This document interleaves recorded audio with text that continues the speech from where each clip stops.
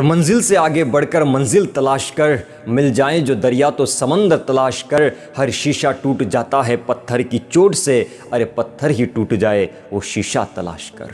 दोस्तों, हर इंसान के जीवन में कुछ काम ऐसे ज़रूर होते हैं जिन्हें करना हमेशा इम्पॉसिबल लगता है, और जब कोई दूसरा आकर उस असंभव काम को संभव करके दिखाता है तो हमें लगता है कि यार वो देखो कितना लकी है।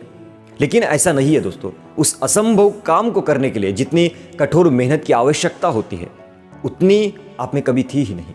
कोई भी काम कभी असंभव नहीं होता, बल्कि थोड़ा कठिन ज़रूर होता है। जब कोई काम इतना कठिन होता है जिसे हम आसानी से नहीं कर सकते तो बस हम उसे असंभव कहने लगते हैं। यही असंभव शब्द जब हमारे दिमाग में बैठ जाता है तो हम फिर कोशिश करना बंद कर देते हैं।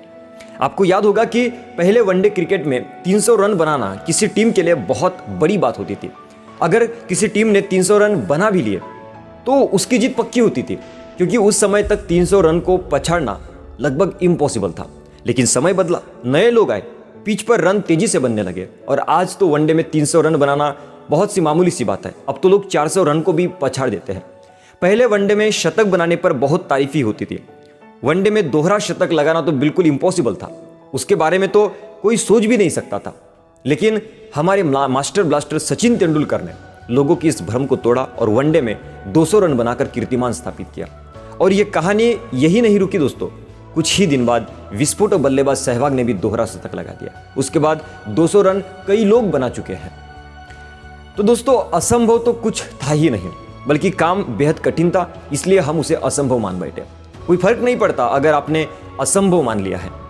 अरे कोई फर्क नहीं पड़ता कि अगर आपने प्रयास नहीं किया, कोई फर्क नहीं पड़ता अगर आपने हिम्मत छोड़ दी। लेकिन एक बात याद रखना दोस्तों, एक ना एक दिन एक ऐसा शख्स जरूर आएगा जो इस असंभव काम को संभव करके दिखाएगा, और ऐसा करके वो शख्स दुनिया में छा जाएगा और तुम सिर्फ यही बोलोगे कि भाई वो कितना लकी है करके। दुनिया में मेहनत करने वालों की कमी नहीं है दोस्त, आप नहीं तो कोई और सही।